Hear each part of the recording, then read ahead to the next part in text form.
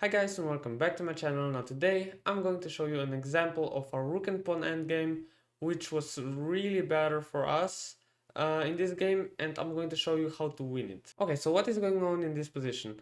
We are 2 pawns up if we count the pawns, but he's actually going to get this pawn on c7 now, so we're kind of 1 pawn up. It's our move, and as you can see we have a pretty big pawn mess here in the center. Um, Now these pawns may look, I don't know, weak or something, but they're actually very strong, and once they start rolling up the board here, we're going to create some passed pawns here, and it's going to be really dangerous for the opponent and really hard to stop these pawns. And also this one is a passed pawn, but it's not a good passed pawn. That's because it's not far advanced, and it could easily be attacked by our rooks and by our queen, as we're going to see.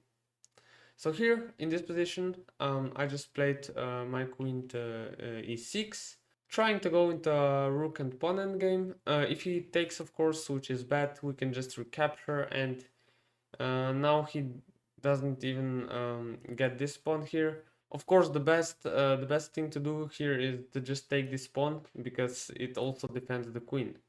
So here I just took the queen, he recaptured, and we're in a rook and pawn endgame.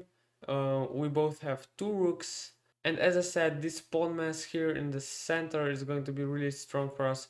As you can see, we have like 1, 2, 3, 4 pawns against 1 pawn here, or maybe 3 pawns against 1, but still we're going to create 2 passed pawns, and it's going to be just over.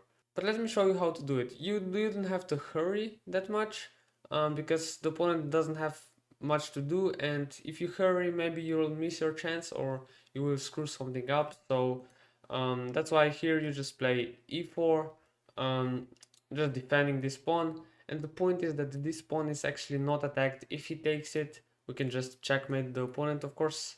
And yeah, so that's not possible.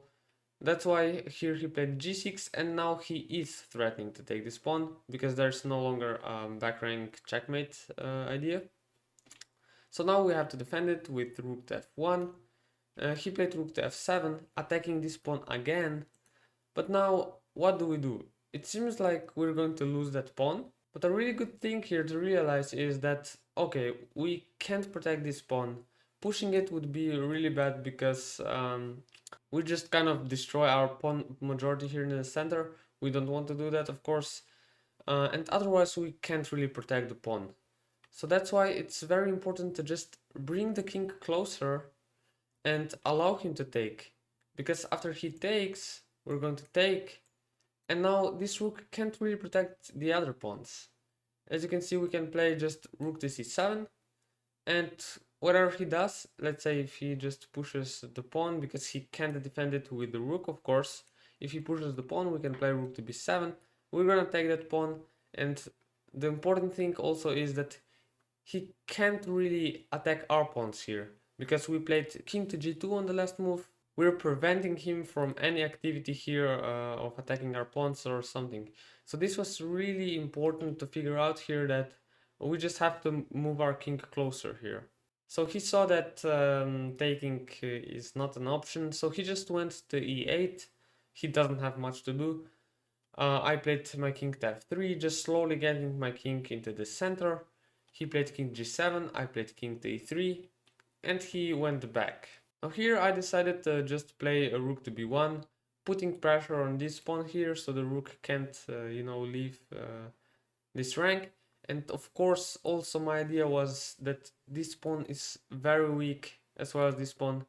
And my idea is going to be to just put the rook here on b6 and attacking this pawn, making him really passive. If I will need to, I could also play this rook to b1, putting even more pressure here. Here he played g5, trying to, do at least something. So I just played f5, of course. We can't take the pawn because our rook here would be hanging. I just played f5. It seems like maybe this is not good, because we want to play e5, of course, to create a passed pawn here. But the point is that we also have this one here, and we can play in the future d4 and then e5. So then we can create passed pawns like that. So okay, we played f5, he played his king to f6, and I just played, like I said, rook to b6, attacking this pawn as well. He defended the pawn with the rook, and I played d4. Why did I play d4? Of course, I want to play e5 check. But another important thing of playing our rook to b6 was that because here I saw that his king is on the same rank here as the pawn. So then after we play e5, the pawn is actually pinned and he can't take this pawn. And then after that we just push our pawns here and we have two very powerful passed pawns and it would be just over. So let me show you what I'm saying. He played rook to e8 and I just played d4 check. He can't take the pawn because it's pinned. So that's why he has to move the king.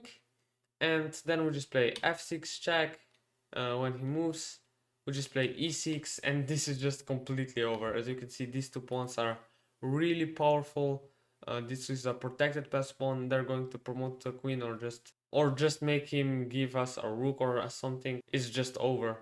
And also this rook here is going to be attacked, as you can see, wherever it moves, so we can just take one of these pawns or something and it's just over. It's really important and useful to see how we exploited this advantage in the rook and pawn endgame of just having so many pawns here in the center and trying to create a passed pawn, and also rook activity playing against the bad pawns in the endgame.